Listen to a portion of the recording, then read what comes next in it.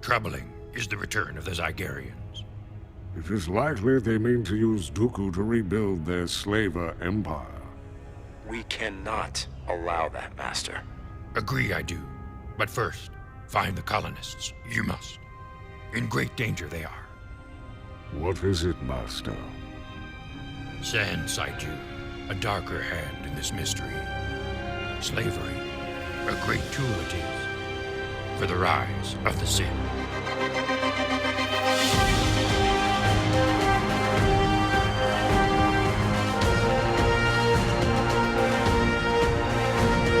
There's over 150 hours of Star Wars on film. This is the Star Wars Binge, where we select, order, and elevate the best 40 hours of the Star Wars canon. My name is Jeff Cook. I'm a philosopher in Greeley, Colorado, and in Denver is the Daniel Mothershed, playwright, comedian, and pop culture enthusiast. This is true. This is the sound of my voice. Yes, it is. We are wrapping up last episode. This is part 2 of our deep dive into Kidnapped. This is Season 4, Episode 11. Yeah. I have cracked open the Dragon's Milk Bourbon Barrel-Aged Stout from the fine folks at New Holland Brewing Company in Michigan because I am celebrating. I tried Dragon's Milk not that long ago. I got a cocktail. I had a cocktail on the patio of an establishment that I got a Manhattan, and it was done up with a nitro and a Dragon's Milk, which was something else. Let me tell you, only had one. Speaking of Dragon's Milk, there was a character I forgot to talk about in our last podcast. We ended our last podcast talking about enslaved people who spend the rest of their lives trying to get past their origins, their early years. And I imagine that you know where I'm going. Lindsey Graham. Right? Daenerys Targaryen is the perfect example of this, of somebody who can't get past her past abuse. God, ooh, that's true. And of course, not in similar form, but certainly it's the case that Vader's story, Targaryen's story, these just end tragically for those characters because they can't make the turn. No, yeah, absolutely. I rewatched Game of Thrones the second time. I really liked it. Oh. And part of it is that I didn't realize how many times they are telling you, she's going to kill everybody. You know this, don't you? Do not become what you have always struggled to defeat. I know the Mad King earned his name. I'm here to free the world from tyrants. But what great thing has ever been accomplished without killing or cruelty? That is my destiny. And I will serve it no matter the cost. They won't obey you unless they fear you. I have a gift for you as well. Your life. When my dragons are grown, we will take back what was stolen from me. They can live in my new world, or they can die in their old one. I will crucify the masters. I will set their fleets afire, kill every last one of their soldiers, and return their cities to the dirt. And destroy those who have wronged me. We will lay waste to armies and burn cities to the ground. And you have been known to lose your temper from time to time. When have I lost my temper? and you just blow right past it. Oh, that couldn't happen. She's only killing the bad guys. She's killing all the bad guys for all the wrong reasons. That's the thing. I am Daenerys Stormborn of the blood of old Valyria, and I will take what is mine. With fire and blood, I will take it. Dracarys. You're a dragon. Be a dragon. I saw that coming. I was not surprised. Or you would have guessed from... Yeah, there you go. Yeah, I don't think it was executed very well, but yeah, it's like, no, they've been dropping clues from like the beginning that like she's gonna kill she's gonna become the villain. I just don't think they did it well. See, I think there's probably two camps of rage at the end of Game of Thrones. One is I don't think they executed this well. And the other is I was really pulling for her to make it and to emotionally get to that place where she overcame, because that would have been a true hero's journey, coming from where she's at. Yeah. at the beginning, abused by her brother, essentially handed off into sex slavery with this, this gang of horsemen. Yeah. I don't know what else you call the Dothraki, but I wanted to see her rise out of that and take power. And I think that story connected to a lot of people, and the place it ended just pissed them off.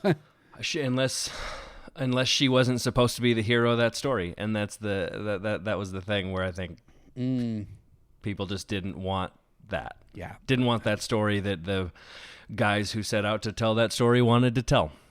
Yeah, I agree. The other character is a Star Wars. Well, there's two Star Wars characters that have a story similar to what we were talking about before. Enslaved people who need to wrestle. One is Chewbacca, and the other is Echo in the Bad Batch series. And I don't know what they're going to do with Echo, but Echo I think is the most interesting character of those five. Yeah, boy, I didn't think about that. The thing about Echo, there's a lot of echoes here with Vader. Like somebody went ahead and described him as more machine than man the other day. Yeah, literally said that in the first episode. It's like, oh, that's not promising. Yeah, it doesn't usually end well.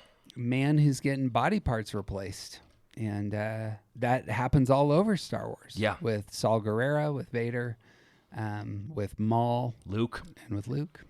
I suppose Luke figures it out by the end. Yeah, sure. Well, we can talk about that movie in a few years. If we have to.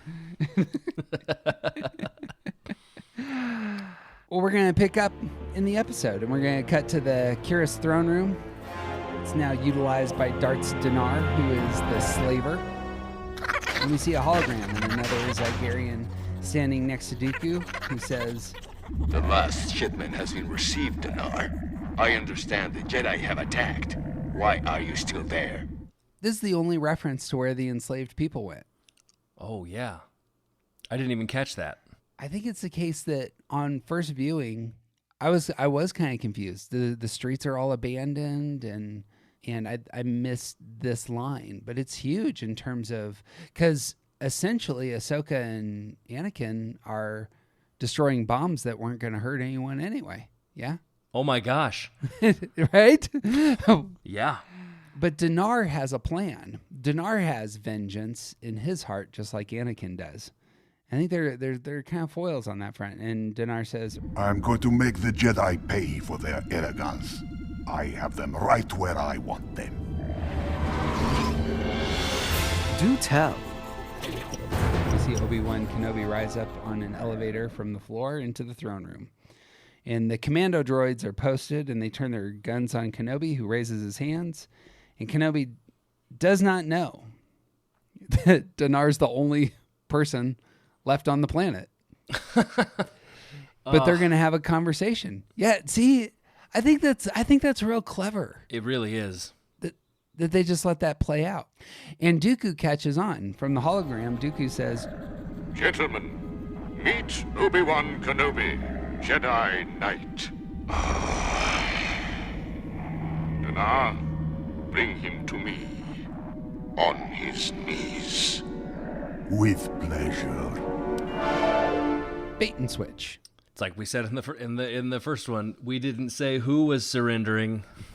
We obviously have a misunderstanding, my friend. Obi-Wan hits a button on his wrist, signals to Skywalker, who is able to listen in on their conversation. "No, you are wrong, Jedi." "Am I? You're no doubt aware your droid forces have been destroyed." "Then you are surrounded. Do the honorable thing and give up now, Dinar. I promise you will receive fair treatment." "You've broken through my defenses. You think you've won? Think again. I have planted bombs all over the city. No one will survive. Now, surrender." "If you're not bluffing..." Oh, see, there it is. I missed that one. And he is. "Then I must concede. But you'll have to make considerations. First, you release the colonists." "Here is my counter-offer." Actually, Obi-Wan thinks the bluff is about the bombs. But there is a bluff, and it's about the colonists. Yeah. That's stellar. That's great writing right there. Yeah, that they're gone. Yeah. Oh, I didn't even. Tactical droid that is standing next to Dinar shows the counteroffer, and he hits a button on a detonator, and a bomb explodes outside. And I found that shocking the first time. Same. Right? Yeah. And so there we are. We're with Obi-Wan. He's blowing up people now. I need to reconsider, my strategy. Few questions for you. First, how do you like Obi-Wan as an ambassador here? Not great. Oh, really? I mean, I like him. He's just not doing a good job. Apparently, he can't read bluffs very well.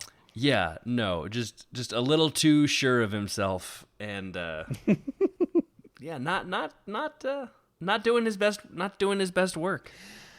Second question here is, a lot of stories have the tension that's built in the story around something like this. The bad guy has a bunch of bombs. They're planted all over, and they make us feel uneasy because he's got the detonator, or she's got the detonator. You got a favorite movie that's kind of got that as the premise? No, honestly. I was trying to think about it. One of the only there's two things that come to mind. One is quick, and I'll say it now. One of them is a Saturday Night Live sketch that then got turned into a not excellent movie called MacGruber that Will Forte wrote, and it's sort of a parody of MacGyver, and each of the Saturday Night Live sketches are him trying to defuse a bomb and then getting sucked into sort of squabbles and arguments with the people with him, and then invariably the bombs detonate. I have no memory of this. Yeah, they're funny. The sketches are funny. The movie it's a MacGyver parody, so it's, right. Hand me this, hand me that, hand me whatever. His coworkers are buzzing about his total incompetence. Then it gets derailed. But in terms of like a movie where there's a bomb that's about to go off, the only one that really comes to mind is the movie The Rock with Nicolas Cage and Sean Connery. Sure. That was just for whatever reason, that was the first thing that came to my mind. They have to disarm that germ warfare bomb that's going to go off and kill most of San Francisco, or infect most of San Francisco. You're a long way from home, Captain. How the hell are you involved in this? Oh, I have a unique knowledge of this prison facility. I was formerly a guest here. The first one that popped to my mind was the beginning and the end, I suppose, of a Fight Club. That Tyler Durden has planted all these bombs, and that kind of has the tension there. How's this going to resolve? Speed kind of has this. There's a bomber. Yeah. There, the Dennis Hopper character. Really like Speed. I think that movie holds up. It's enjoyable. Speed 2, on the other hand, was just a bomb. I don't think it's quite the same thing, but The Dark Knight obviously has quite a bit of bombs going off around the city, either blowing up girlfriends or, trying to blow up boats. Just love The Dark Knight. We talked about that last time, and I know that you don't like this movie, but I think it's wonderful. It's is Toy Soldiers with Samwise Gamgee is the main lead. I don't dislike that movie. I don't think I've ever said that. Do you like Toy Soldiers? I mean, it's not one of my favorites, but I don't hate it. I think I have deep affection for it. Like all the 12-year-olds in that movie where I was watching it when I was 12 going, this could totally be me. Right. If a drug cartel ever breaks into my prestigious private school. Oh, yeah. Easily. I'm on it. You have seen these orange wires running throughout this building and outside. These are wired to explosives.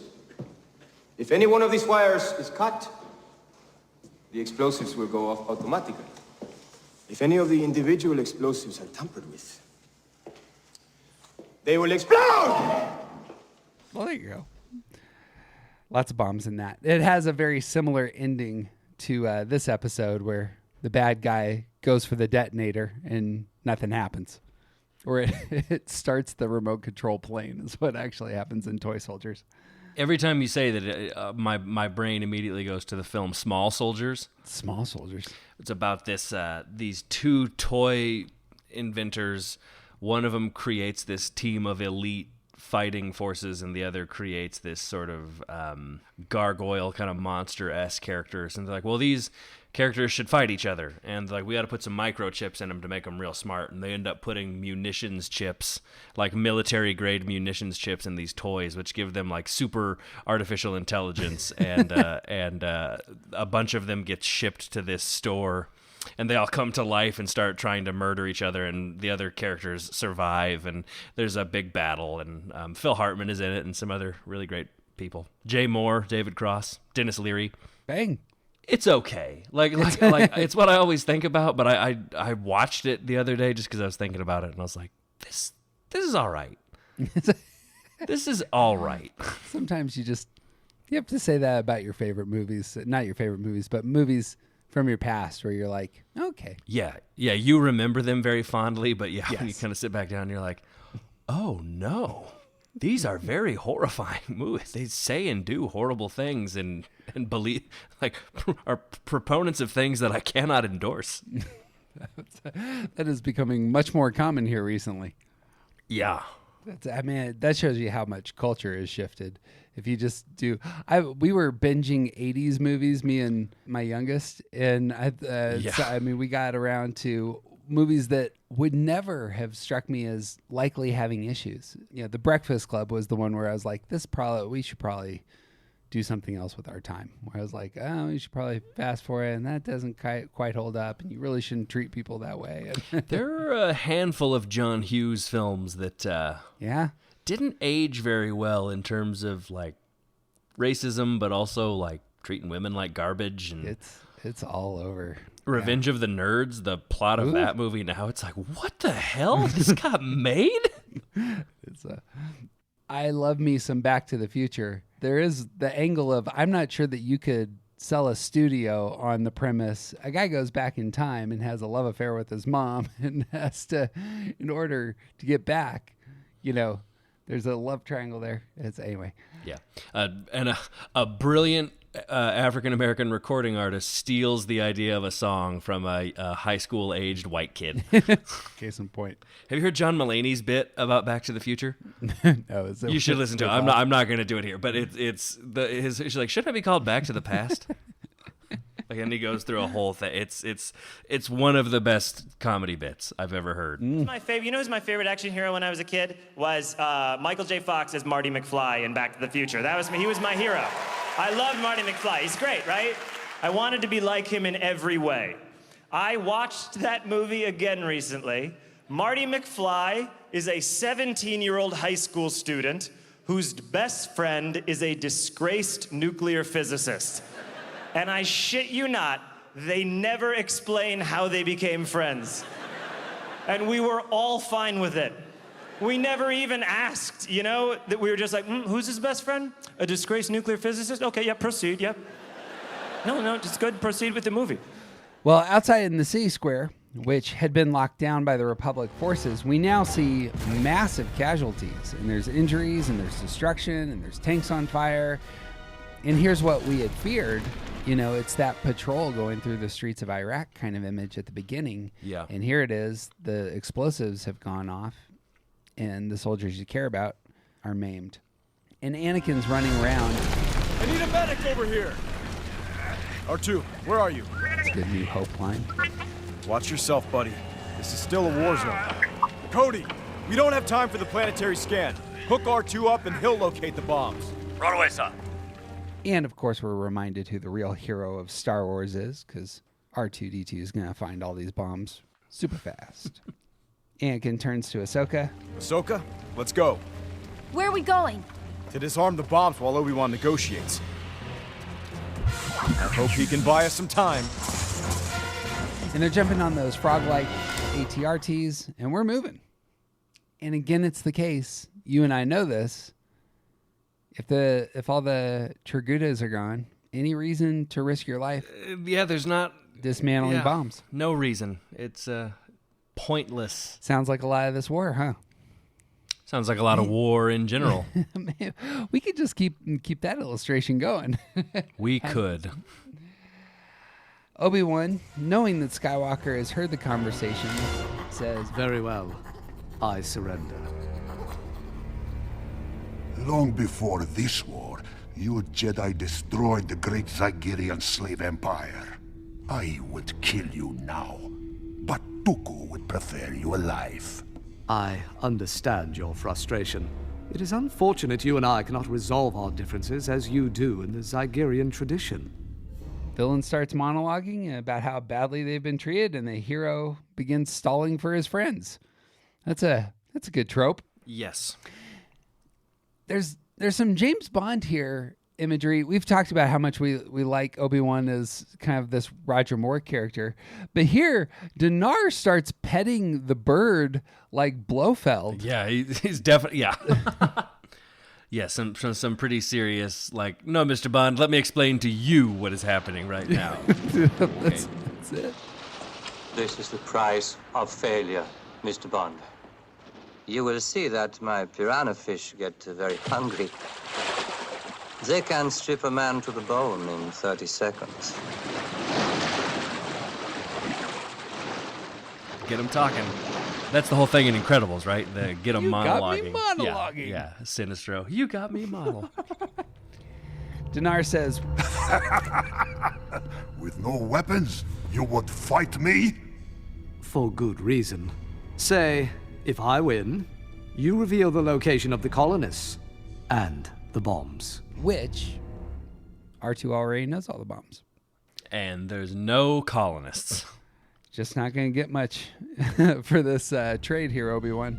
And if I win, I'll deliver you to Dooku in a cage, like one of these filthy creatures. Perhaps. And Dinar just jumps in, headbutts Kenobi, throws him to the ground, and a fight ensues. Just doesn't even give him a fighting chance. Like, yeah. Not even a like, all right, sure, yeah, let's do that. Good idea. All right, here we go. It just right away starts beating the hell out of him. Kenobi seems clearly overmatched here, yeah? Yes. Dinar even starts making fun of him. Careful, you're disturbing my pets. They fetch a high price. And we cut to Cody, who's looking at R2-D2's discoveries. General Skywalker, your droid's transmitting the bomb coordinates now. Copy that, Cody. We're approaching the first bomb now. Let's go. Then we cut to droids in front of a large hectagonal bomb, and we see Anakin and Ahsoka around the corner. Ahsoka, again, acrobatically launches at them with her sabers, begins just wrecking droids. Lots of decapitations. Yeah, she's a machine. She removes a cover on the bomb and says, There must be a wire we should cut. Or something to stop the countdown. Stand back. Cuts the bomb apart. How did you know that would work? I trusted my instincts. You mean you guessed? Yeah, but it was an educated guess. Now come on, there's plenty more to go. I got two questions for you on this. Mm-hmm. One, I don't know if Anakin is really that reckless. Do you think Anakin's that reckless? I think he might know, but he's just playing with her. I don't know if it's necessarily recklessness, but I do think there's a certain amount of like, okay, I hope this works. Yeah. I'm gonna hope that it does. Do you have that friend who does stuff like that in your presence? Yes, but also sometimes I'm that friend.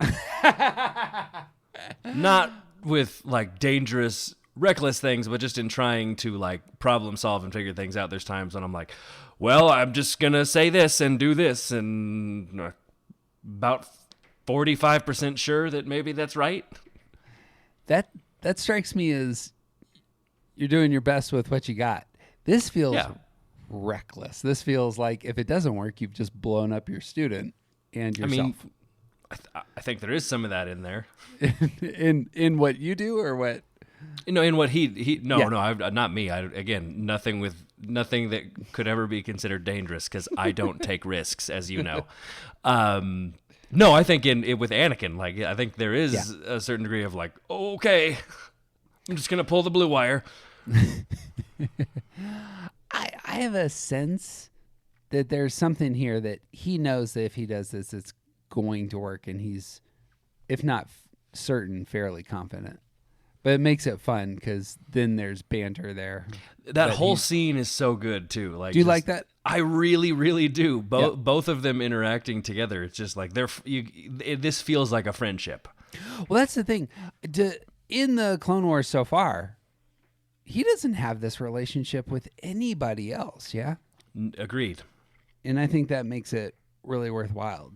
I think the voice actors even know, hey, when it's just us, here's the tone or even the pitches that we use to communicate, because it just goes to a different place. Yeah, it's still serious because it's in the middle of battle, but there's something very like, it's teasing, it's playful, it's just fun, like they're friends. We cut back to the throne room. Obi-Wan is not faring well in his fist fight. Dinar says, "For thousands of years, Sigeria supplied slave labor to the galaxy. We prospered. Our customers prospered. Then the Jedi came." More monologue. Yeah, seriously, this is some quintessential villain monologuing. There's a lot of Obi-Wan abuse here. Is there something about the Force that keeps him from having gut punches really hurt him? Because he is taking it. He is taking a beating.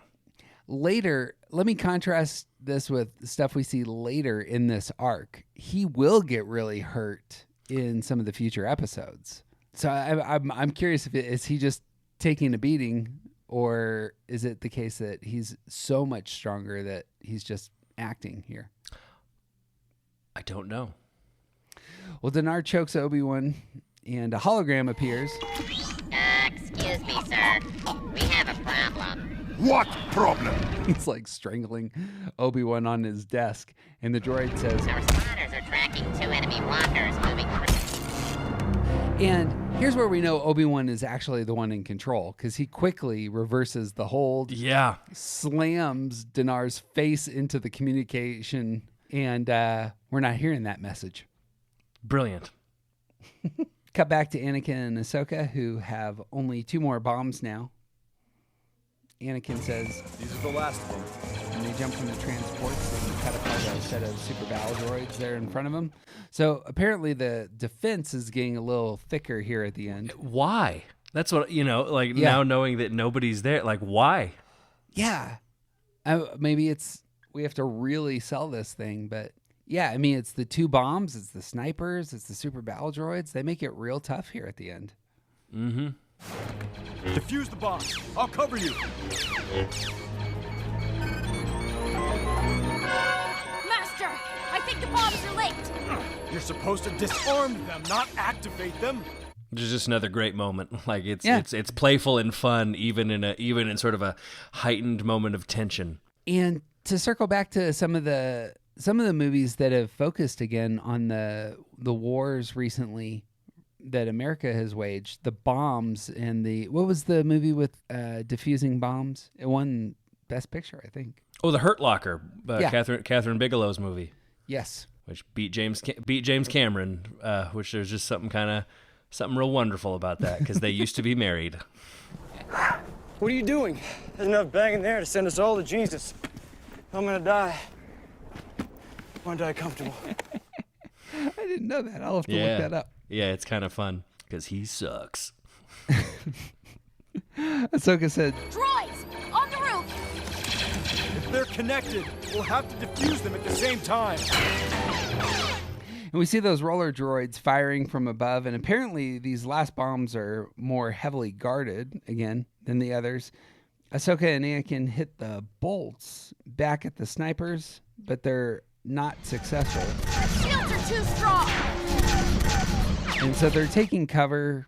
This looks like a hard task. We cut back to the throne room, and Obi-Wan Kenobi is being punched again across the room, sliding across the floor.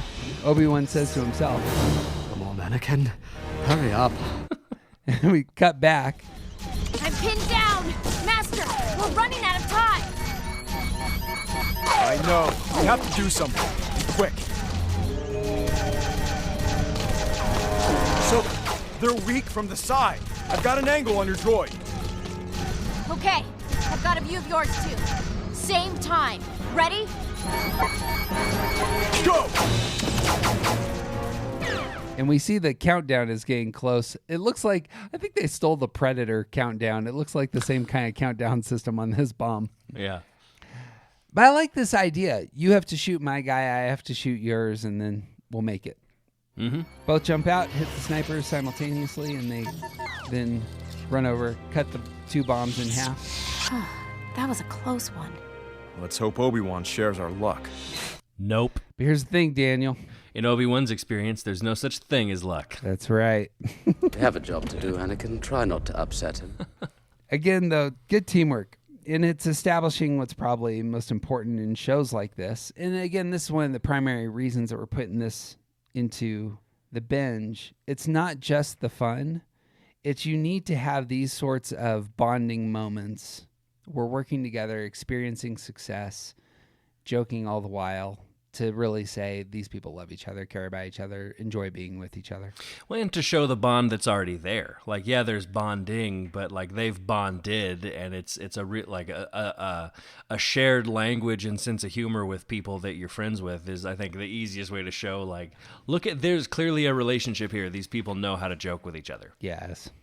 That's it. Back to the throne room. Dinar lifts Obi-Wan up in a chokehold and... Now I'll take revenge for my people, Jedi.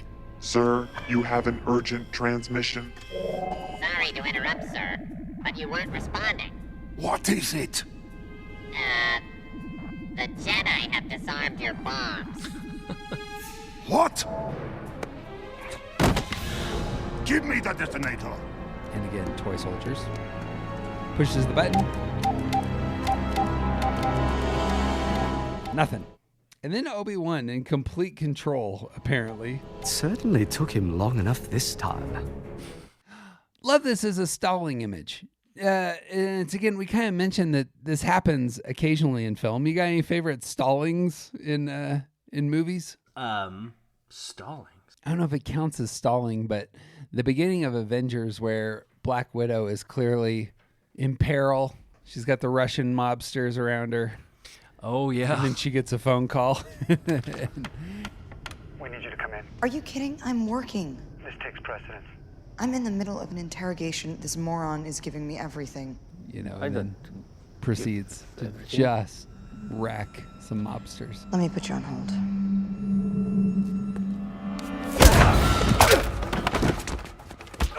Well, Obi-Wan does something here that we're going to see Luke do in the Mandalorian hallway scene, which I can't recall anywhere else in Star Wars. It might be here, but he uses the Force to quickly elevate the two commando droids and then just crushes them. Mm-hmm.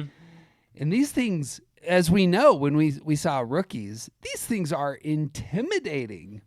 And here, Obi-Wan just disposes of them quickly, violently, not much effort. Yeah. Pulls his lightsaber off the desk across the room, turns to Dinar. Well, shall we discuss your surrender? Again.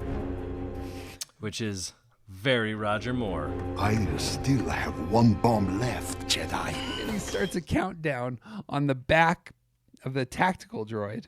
Who doesn't the droid shout something to the effect of like, "How could you do this?" It's like, what do you mean? This guy's a slave trader. Clearly, he's not operating in any sort of ethical way, and you're shocked that he did this? Come on, guy. As a tactical droid, your judge of character is really poor. Yeah, those seem like tactical things to understand. It's almost romantic betrayal here. It's, how could you? How dare you? Yeah. And then he starts running around, get off, because, of course, droids have souls and don't want to experience pain. They don't want to die.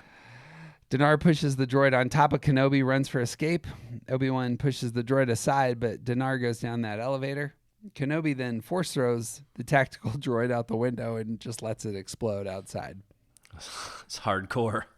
It is hardcore. I suppose he just crushed two other droids quite ferociously. So Obi-Wan turns to his wrist communicator and says, Anakin, come in. Dinar is making his escape from the tower. On our way. We'll never catch him in time. I am not letting that slaver scum get away. And they ride off again on the scout transports, and Dinar's running for a large separatist ship, and it's filled with exotic animals in cages, one of which is called a Blixus. It's the only time it appears in Star Wars. Yeah, that sort of H.P. Lovecraft-looking monster. Right? That is what it is. It also looks, it looks like the Rathtars that we see in Force Awakens. Oh, yes, that's right. And just in case you wanted to look up the dates, this cartoon is 4 years earlier than Force Awakens. So same kind of idea. Might have got stolen from here and used elsewhere. Is it stolen if it's in the same universe? I suppose it's a rhyme. Yeah. I looked this up. Fun fact, all these creatures are evolutionary cousins of the Sarlacc in Return of the Jedi. Oh. And I keep mentioning it, but there's going to be another one of these characters in the Battle of Umbara. So for those of you who've seen that, yeah, it's these creatures that have big mouths and lots of octopus arms going on. And little tiny pincers. Right. We see Anakin and Ahsoka running out on the scout transports. They thrust off them toward the ship. Very athletic move here. Anakin cuts a hole in one of the engines, and as the ship struggles to maintain flight, Ahsoka says, So, what's your plan? I'm open to ideas. I suppose there is our theory has come back around. Maybe he doesn't know that those bombs aren't going to explode. Little reckless. that one was reckless for sure. Well, two doors open, and they are able to go into the loading zone of the ship, and we see Dinar within, and he says to a computer screen, "Hungry, my pet? I'll feed you." And he opens the cage of his Blixus with his computer, and then a battle ensues with the two Jedi and the Blixus in the loading zone. And we see the octopus-looking creature grabbing Anakin and Ahsoka, and they're severing, its arms. What is that called? What's the dragon? It's Hydra. Isn't that what you call those? Yeah, many-headed monster. But fortunately with the Blixus, its appendages do not grow back when they are severed. Like with Hydra, if you cut off one head, two more come back. Master! Ahsoka, you're only making it angry! I'll handle it. Go stabilize the ship! Now I like this scene. This next scene's good. Ahsoka enters the cockpit, and Dinar turns, completely underestimates her. Mm-hmm. This was actually one in the first part of this episode when I said there's some Ahsoka moments that I think are incredible. This was one of the first ones that came to mind for me. Young Jedi, you'll learn your place. I'm not so young anymore. Ahsoka is not intimidating. Not even a little bit. This is a guy who's used to abusing women because he's a slaver. And that's not how things are going to go with this one. Nope. She routinely is looking like a teenager, treated like a teenager, but she is a seasoned soldier. A formidable opponent. And she doesn't suffer fools. Nope. We see Anakin stab the Blixus and it falls out of the craft, and he almost falls in the mouth. Yeah, that was the thing. We're as I watched it, he did that, and I was like, oh, good move, but you're feeling the pain of the Blixus. Yeah, just it's like when you're eating something with a shell or chips, and it stabs the roof of your mouth. Even just that, you're like, oh, that's one of the top 5 worst pains. So just ratchet that up a million. That's quite right. We cut back. We don't even see a fight. Ahsoka has just quickly disposed of this ass clown is what's happened. Yeah, he's got him pinned, which I hasten to point out, this guy was kicking the shit out of Obi-Wan Kenobi. Ooh, there you go. And Ahsoka has got him pinned down because she is a badass. Mission accomplished, Master. Where are the colonists? I will tell you nothing. Where are they? Again, there's my Batman parallel. Yeah. Swear to me. That's it. Ahsoka, however, is shown in the background, and she's clearly taken back by the anger here, which she hasn't seen. Yeah. Anakin thrusts him aside, and this is where the Filoni quote that I wanted to bring up might fall. Filoni on this says, I think challenging those ideas about Anakin and slavery and his mother and what happened to her and what his life was are very important ideas, and I think that's why it's good that we are touching upon them. And I think, the challenge for us creatively is that, unfortunately, we can never solve any of those problems fully. We can present them. We can start him to a path of understanding and hope that the audience understands that which the character of Anakin Skywalker cannot. That he can never take the final full step to being this more enlightened person because he keeps getting pulled back down. That's great. Right? I think obviously that's the challenge that he knows in his bones, because he's doing 7 seasons of this show. And here's the thing, your primary character cannot grow up and win in the end. Yeah, because the end of his story's already been told. We've referenced Breaking Bad and Godfather 2 a couple times, but it's got that kind of thing. And you can't go too far, because a lot of his self-destruction is going to need to be showcased through that movie. Big time. And so you actually have to get Anakin to that first scene where he's a hero flying beside Kenobi, willing to sacrifice himself to save Kenobi. And how do you get there? And we're going to see it in the Clone Wars. Just in my opinion, they highlight some great ways of showing the dark soul of Anakin without going too far, but certainly going far enough. And it's just really done well. It's dark enough to be worrisome. Like if you had a friend react that way to something, you might go, ooh, all right, somebody's having a bad day, and maybe kind of move on from it. Like it's not so unsettling or disturbing where it's like, all right, sit down and we're going to talk through what in the hell just happened. Like it's just enough to where you're like, yikes.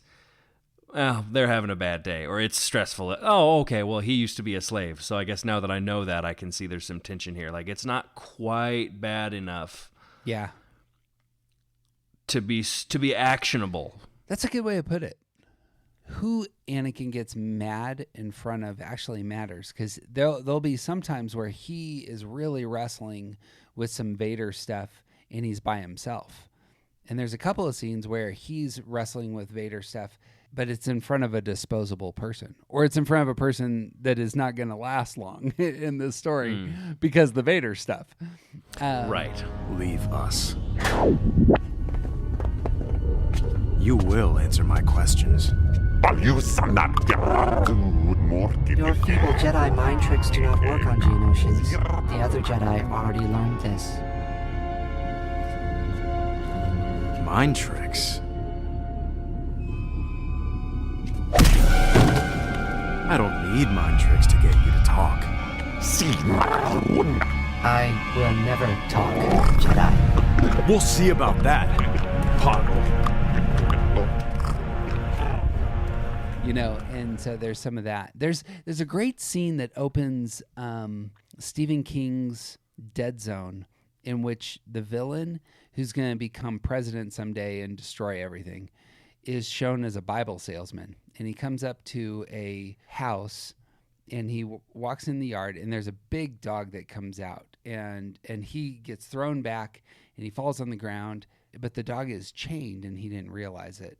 And he gets up, and he looks around, and nobody's around, and he pulls out a can of mace, and he maces the dog down, and he kicks the dog to death, and then he goes on to the next house.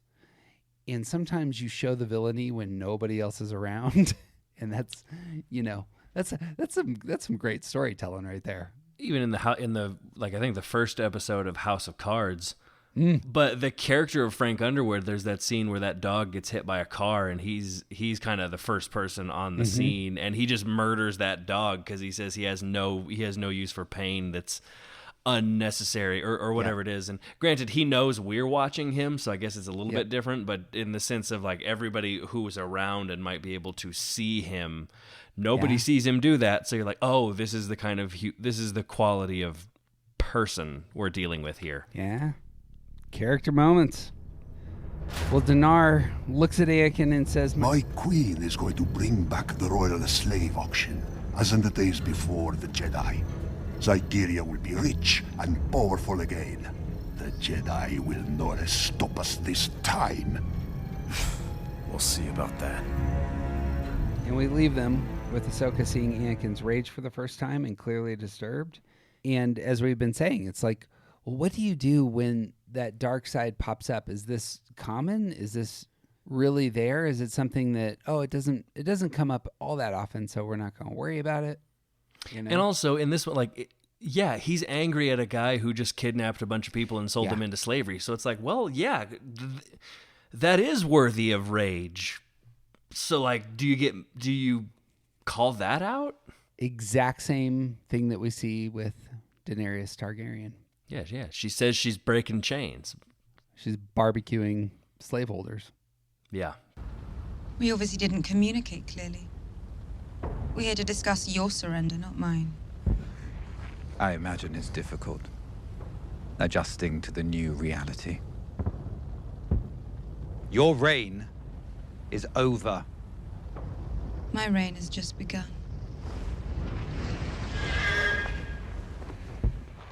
Cut to Coruscant. We see the Jedi Council chambers.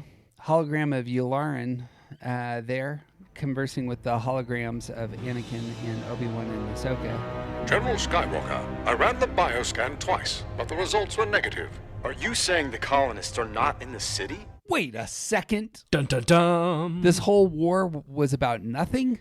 Gosh, I totally missed that. And I love that that's what they're showing here. Mm-hmm. You weren't actually fighting about anything. I'm saying they're not even on the planet. The entire population appears to have simply vanished. Vanished? That's impossible. Those are my people. Dare we say it's inconceivable? Because she says it's impossible. No, they just took all the people. Yeah, no, they did it. Yeah. She keeps using that word. I don't think it means what she thinks it means. Check notes. Oh, the episode is titled Kidnapped. If only they had seen if only they had the movie of the film, like in Spaceballs. When will then be now? Right now. Soon. You're looking at now. Mr. Coffee. That's right. I always have coffee when I'm Mr. Radar. Everybody knows that. Of course we do, sir. Yoda says, Troubling is the return of the Zygerians. It is likely they mean to use Dooku to rebuild their slaver empire. We cannot allow that, Master. Agree I do. But first, find the colonists. You must. In great danger they are. I love these last two lines from Yoda. Same. What is it, Master? Sense I do. A darker hand in this mystery. Slavery. A great tool it is. For the rise of the Sith. And the camera moves immediately to Anakin. And you caught that. Oh, of course I did. Very well done. I did not. It took me reading it, and I'm like, oh, the thing in the thing. Yeah. All the clues are there. Really good storytelling. Hey, Yoda, what's a great tool for the rise of the Sith? And Anakin? Who in your midst used to be enslaved? Yeah. Anakin is the right tool for the rise of the Sith. Such a good line. But it also shows that Yoda is a strategist. He's caring and just can't get there. And that's that other tension. They have to play that out over and over and over again. And obviously we make fun of it sometimes, but really well done here. It's super well done. Like I said in the first one, for this being kind of a Star Wars story that I've not heard anything about, just a really good. I keep wanting to say just a fun adventure, and it's not, because it's dealing with slavery and deception and everything else. But it just has one of those Star Wars story feels where I'm like, yes, I got all the Star Wars things that I enjoy. That's a good way to put it. The next 2 episodes, which I think are really quality, have a ton of Return of the Jedi for me in them. And I'll hit just, there's lots of beats there that I think are really fun and worth talking about, and saying, you know, from Ahsoka's role in the story to how Anakin processes things. And it's just, that's exactly it. Just a lot I wrote a couple down too, so. There you go. Well, we'll talk. We might have to discuss a moral issue in the Star Wars fandom, which is we need to talk about some slave Leia, and how do you think through this? Oh, dear. And, okay. You know what I mean? I do. That may come up in the next episode. Ruh-roh. Well, next time, we're going to jump into, Season 4, Episode 12. It's called Slaves of the Republic. Friends, as with all podcasts, this one's only going to survive if you share it with passion to friends who love a galaxy far, far away. You can find our binge list online, and you can share your thoughts with us on the Twitter. He's Daniel Mothershed. You're a long way from home, Captain. And I'm Jeff Cook. I'm gonna die. I want to die comfortable. You want to know why that's a good thing to do, Daniel? Because this is the way? This is the way. Because this is the way.